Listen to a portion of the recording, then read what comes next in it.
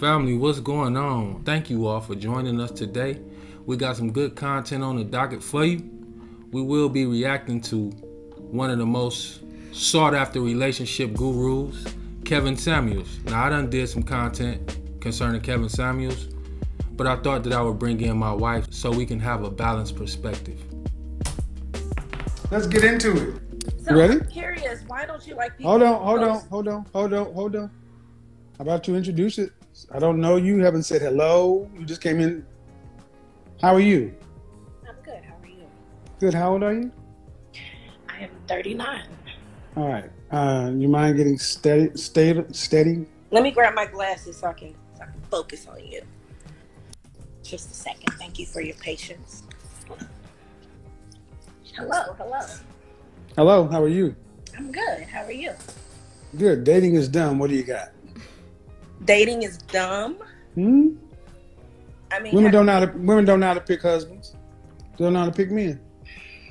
You know, I don't know if I'm an expert, but you got to date someone to get to know them. No, you don't. What do you got to know? Their personality. No, you don't. No, you don't. No. When did dating become a thing? And before we go any further, I just want to let y'all know a little bit about us. We've been married for 12 years, 3 children, no separations, no divorce. I said that to say we credible witnesses. We're here to restore something. Let's go.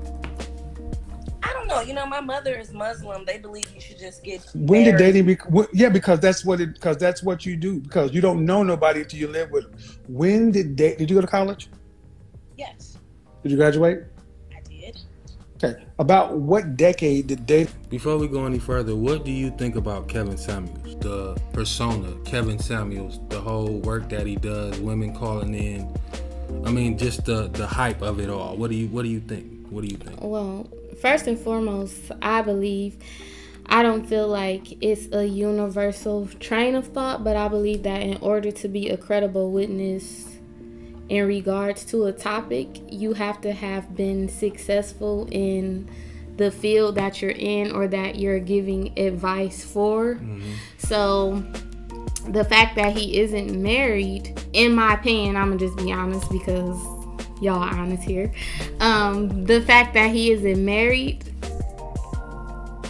discredits a bit of his work, in my opinion, because he's schooling women on how to be chosen. So I feel like in order to do that, it would be nice if he had a wife for reference or a successful marriage. So that stops me right there from even thinking any more into who he is or what he's doing with his platform, because like I stated, that would be nice for him to have had some credibility. As far as his philosophies and his way of thinking, a lot of the things that he has to say I agree with, even though they're unpopular. Most women don't agree with them. I agree with them because they're not his thoughts. They're principles from the culture and facts of history. So I agree with a lot of his thoughts and philosophy. I know how to separate the man from the principle. We're just here to bring that old thing back. Let's keep going. Dating become a thing? Not the 60s, maybe the 70s. About the 50s, when they decided to start making a greeting card industry. You said when did dating became a thing to sell homes and rings. Prior to that, your grandmother and your great-grandmother, if you wanted to get married, you walked over to somebody, you got a wife, the daughter's of marrying age, I need a woman, make the arrangement, jump the room, get on down. You didn't even have to have a marriage license until the miscegenation laws came into effect to keep. So I like what he said. I'm gonna drop a couple links in the description about where dating came from. He touched on it at a certain point around the 50s and 60s. But if you go back a little bit further, at the beginning of the 20th century, dating became a thing because women, white women, no disrespect, didn't want to be under the headship or tutelage of a man. They wanted their freedom or independence. So they started getting jobs. And unfortunately, due to the way society was set up, then they were paid half of what men were paid. So dating became a thing for them because, quite frankly put, they didn't have nothing to eat. They didn't, they couldn't really provide for themselves. So when you don't have a lot of money, you got to eat. Let me flirt with this guy a little bit. He can buy me a meal, buy me a sandwich, buy me a drink. Take me on a date. You know what I'm saying? So it had a really bad connotation when it first started. And as things progressed, women really wanted to fight for their freedom. The whole feminist movement, which really is a white thing, it kind of convolutes marriage, you know what I mean? Or kind of combats marriage. So that's where it really came from. Women needed food and a good time. That's just, and then they got to promoting it, big businesses got to selling their products and things of that nature, and that's kind of where he brought it in, that greeting cards and all of that. So dating has a negative connotation in its inception. That's what Kevin Samuels is trying to convey. Black men and black women, black men for marrying white women, you didn't even need a license. Okay, Dating has never been a thing. Well, marry me tomorrow. No, I got somebody already. About him. I mean, I understand your philosophy. It's not my philosophy. It's the world's philosophy. Where in the world did people date? In America, that's for starters. The newest country on the planet. She real smart. I don't know. I feel like if I hadn't dated the guys that... Are you married? I can hit the pause at any time. Let me know. Okay. So, there's that. So before we dated, we had a marital rate of, before 1965, the black community was a marital rate of 80%. How is dating helping black women keep husbands? This is what this is about, dating, and getting an understanding of what we're really doing. But you should really check out these links. Like, there was a book written about the history of dating, and it really was bad. Like, it was so bad that prostitutes were mad at women who were out here dating. They were called women adrift or charity girls because prostitutes got a set rate. I want $50. I'm gonna let you do your thing. You can go on your way. But then all of these women wanting to be in the workforce and want to start dating, they only want a sandwich and a drink. That sandwich is $3. The drink is $2. And if you do that enough times, you're gonna let the brother, do his thing. So he getting it now for $45 cheaper than he used to pay the prostitute. Like, it really was a bad thing. Like, dating was frowned upon, and we could see by how many single women it is, how many women are upset and kind of got a bad taste in their mouth towards men. That's because the dating thing don't work. And we can also see how it has progressed over the years. Like, from dating, it went from dating for whatever reason they started to date, and then people start to just date because they wanted to. Now you're not in need of anything. You really don't need anything from this person, but you're dating to kind of test the waters. And then it's kind of transitioned into like just having fun, or that's hooking my friend, or we talking. So it has definitely progressed to a place that has taking us far, far away from the principles of like marriage and true commitment. I feel like the way that they may have made it seem acceptable because they kind of made dating and courting interchangeable. Like, a lot of people who are dating blurred the lines. Yeah, they blurred the lines. They think that they're courting, but courting was like a very, very short process that your family or your parents, your father was involved with. It was called they were called gentlemen callers. Like, you would see a young lady in the city or whatever, and you would pull up on their family's house. Whether you went to their house or you saw them at an event, you would approach the father or the family, the mother, and you would show your interest in that young lady. And if they accepted you, it was a well-known thing that you're gonna court. You can come by the house at acceptable hours and talk to my daughter, or y'all can stand in the front yard, or we'll see you at the event, and y'all get to do that a couple times, few times, month or two, and then we all knew that brought about marriage. But yeah, it had an end goal. You know what I mean? It was arranged marriages, and then it was courtship, and then dating was it was women trying to break away from that system. And that system is the system that brought us over. And I don't want to call it a system. I want to call it a culture. That culture brought us over. Big mama, grandmama, grandpa, granddad. I mean, that family structure is what got us here today, and people are trying to get away from that. So what are we left with? You feel me? It's completely flipped now. Not only are people trying to get away from it, it's gotten away from, and it's completely flipped.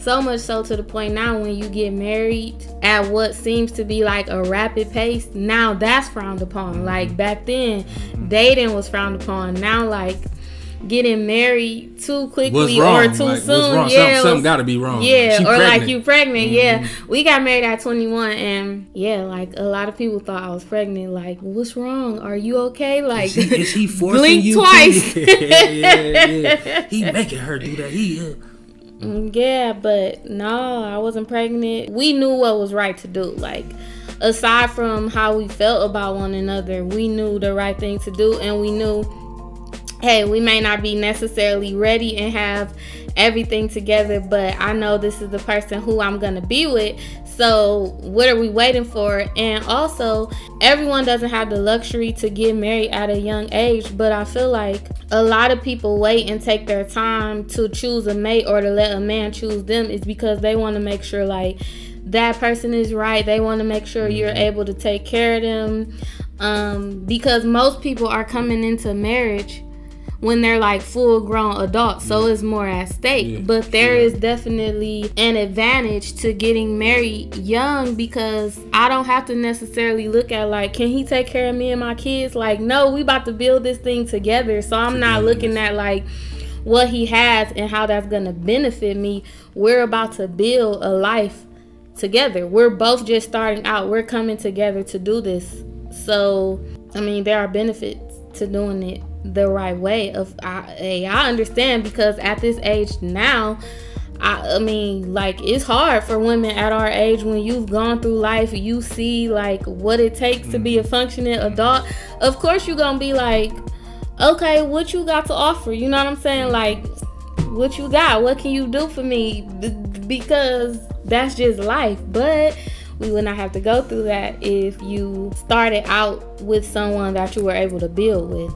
Proper preparation prevents a poor performance.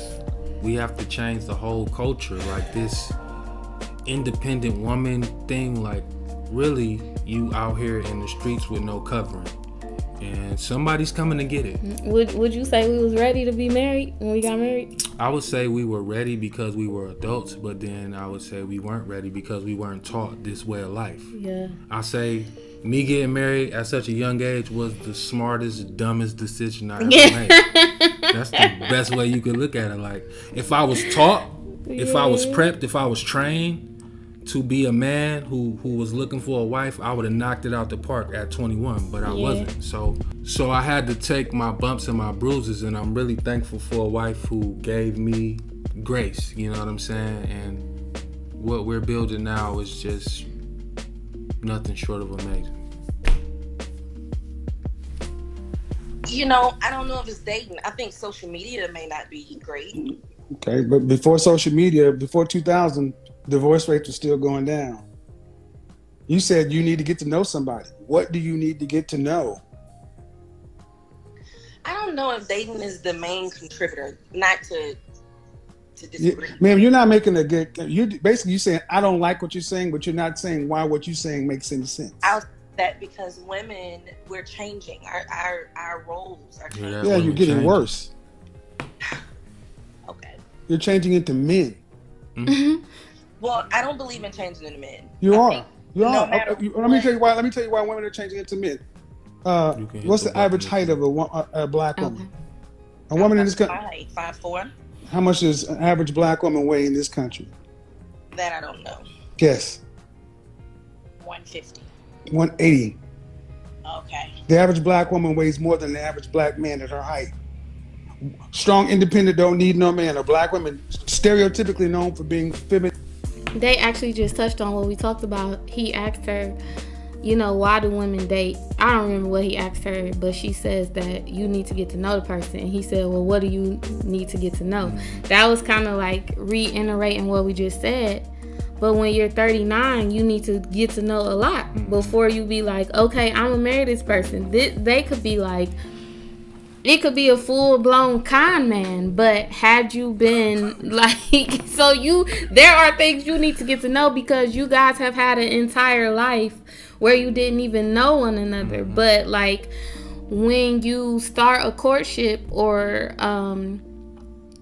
when you properly are introduced to a person, arranging the right way, the right way at the right time, it ain't much you need to get to know. Y'all haven't even been living or adults for that long. Like, I know your family probably, if you've been dating. We were dating in high school, so there wasn't much that I didn't know about him.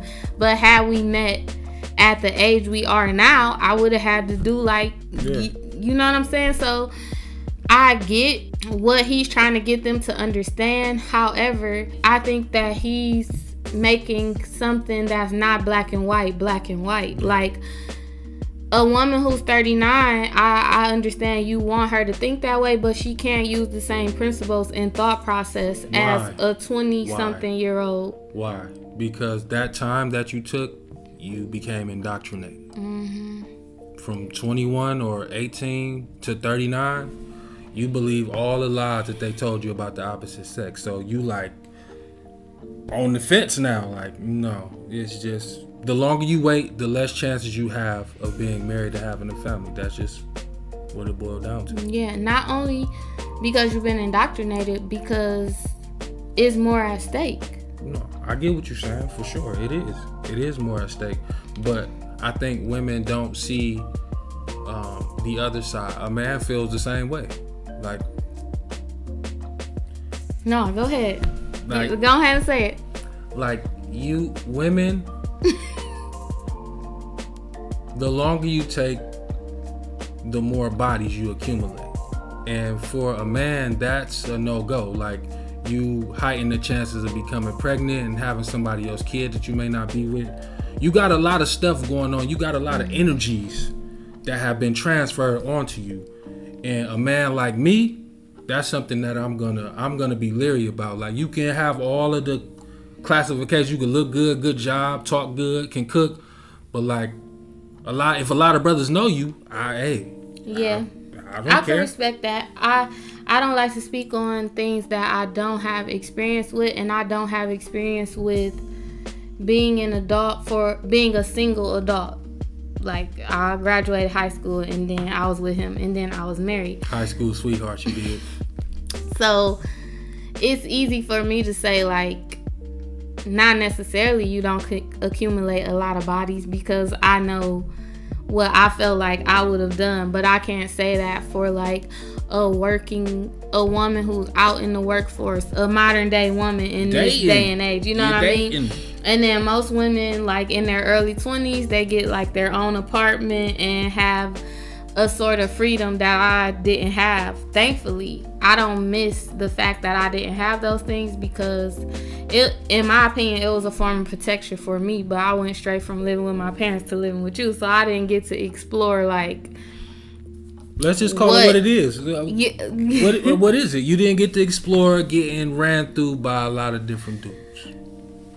That's just what it is. Yeah. So I understand your point of view on that, but I was about to say, not necessarily a woman may keep herself for marriage, but I can't speak on that because I didn't have the temptations or the circumstances that a lot of single, modern, independent women had. So I could see that from a man's perspective. We just want to give both perspectives here, not just, Kevin Samuels and the woman's perspective, but like we want to bring them together because this is what we're dealing with.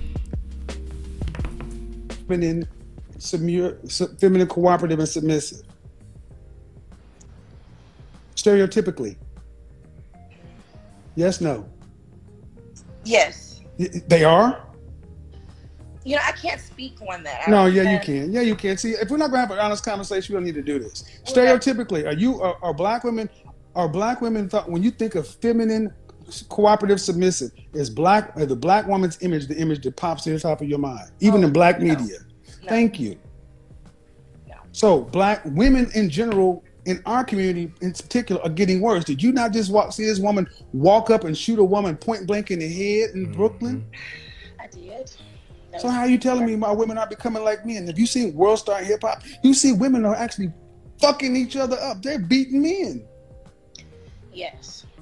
That's all I'm saying. So let's have an honest conversation. It's not getting better. I agree. Okay. Let's start with agree, no buts. Where I was going was my role was, I do believe that women should maintain their role. Me personally, if we were to entertain your subject last week, I've been working on my feminism, being more submissive. My subject last week. I think you were talking about, correct me if I'm wrong, talking about women, maybe firstborn women with a chip on her learn from their mothers who may. Well, I was talking about sister-daughter, but Sister-daughter, exactly. Yeah, but let's try to stick to this week though, because some people may not have been there this week. Okay.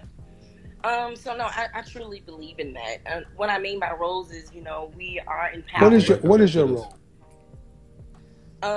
As a woman, what's a woman's role on the planet? My role on the planet is to nurture, to teach. I feel that every human being on Nope. It's not your role. The female's role is to support the male. What you think about that? That's true. I stated that.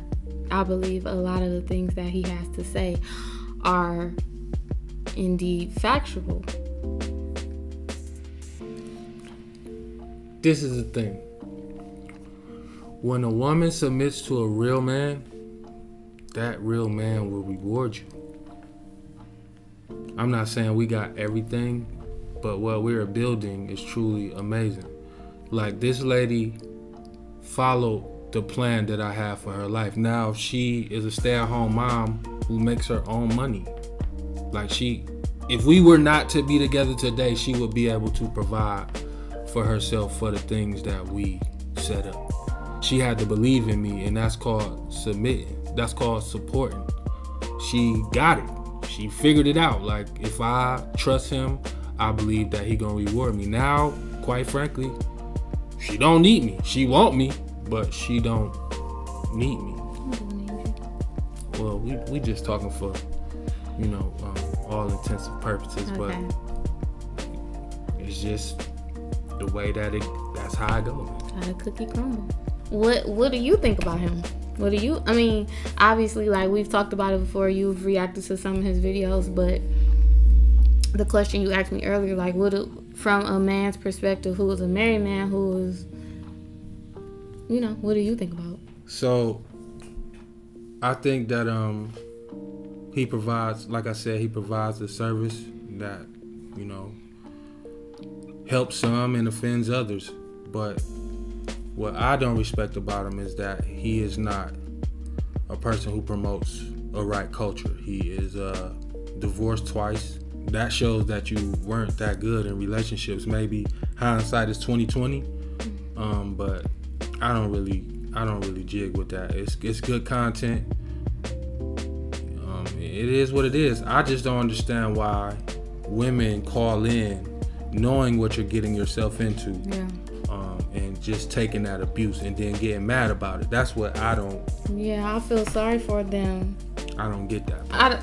I feel sorry for them because I'm an empath, but it's like secondhand embarrassment. Like, and a lot of the women that call in, they reference like prior shows, so it's like you see how he offended you. Yeah. And you called in to try to get them together, and it didn't work. It didn't pan out too well for you. But I don't believe all the women that call in he's offensive to. I believe a lot of these women look up to him and feel like they look at him like some sort of god, or they call him the Godfather.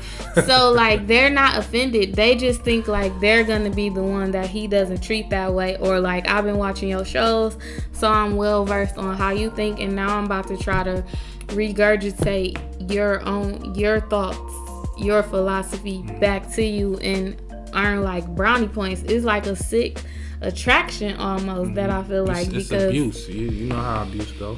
They attached to the abuser. Yeah, but another thing you said was maybe hindsight is 20/20. That could be true. Like, maybe he's learned so much from his failed marriages. That's how he could help someone else. He is Steve Harvey type, yeah, you know? But, okay, I like to look at the principle of things. Let's just break it down. What if that principle was universal? So, like, for instance, a high school English teacher, or just a high school teacher in general, who was in high school twice and they kept failing. Like, do that mean they gonna be the best high school teacher, or they even gonna get a job as a teacher? Like, they wouldn't even get that person a job. A woman who can use logic, that's very analytical. Numbers. So it's like, that's how my mind is wired. I'm not saying it's right, but I don't do things case by case. I go by what makes sense to me. And the fact that you have 2 failed marriages, maybe you can be like a fashion consultant, or like a talk show host that interviews people. I mean, you could do something, but some people don't want to accept that some things you just cannot do because of decisions that you made in your past. Your past has consequences. Like, I understand you think you know about relationships and you want to talk about it, but you just shouldn't be talking about it. And then maybe I would be a little more apt to consider what you're saying, but his delivery is just it's a whole lot.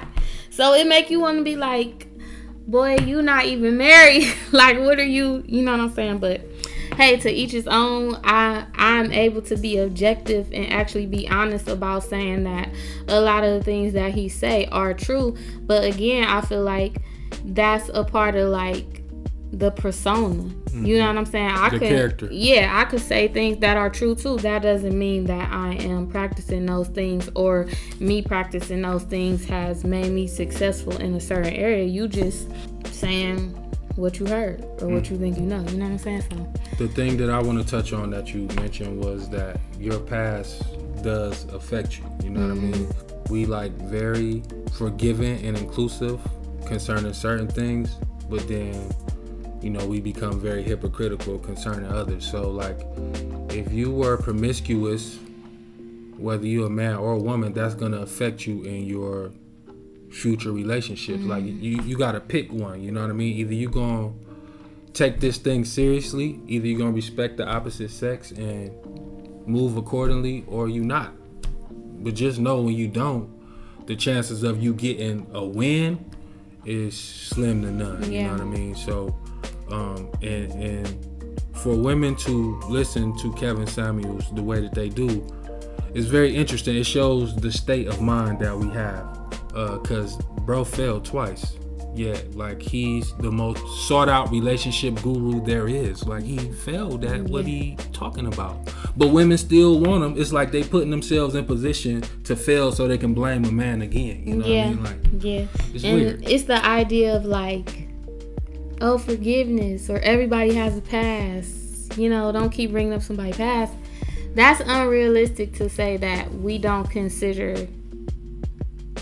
I mean, none of us want it. Like, we all have a past and have done things that we're not proud of. But to say that as time moves on, those things are never considered, even if they're considered silently, if someone is just thinking it about you, or like, it's your past is always considered. I don't care. That's a whole nother topic for a whole nother day. But like, that religious view of forgiveness and things just being cast out to the sea of swept under the rug. Yeah, swept under the rug. Like, I feel like it's being perpetuated now, just in general, not just in religion, because now everybody can say that. Like, even people who aren't in a certain religion can still take advantage of that philosophy. I've moved on, you know, that ain't me no more. Let me give y'all some good game. Forgiveness isn't forgiveness unless that person shows repentance. Like, it should be measured. Forgiveness can be measured. You say you sorry for what you did, so I should see it consistently portrayed in your actions. And we don't wait to see that. We have these emotional attachments to people. We let them say they apologize, and they really never gonna change. And you take them back before they show that repentance. They measured their forgiveness, or you are able to measure their forgiveness, and that's what we're missing. Religion isn't teaching that. Family isn't teaching that. We actually teach and promote life is too short. Yeah.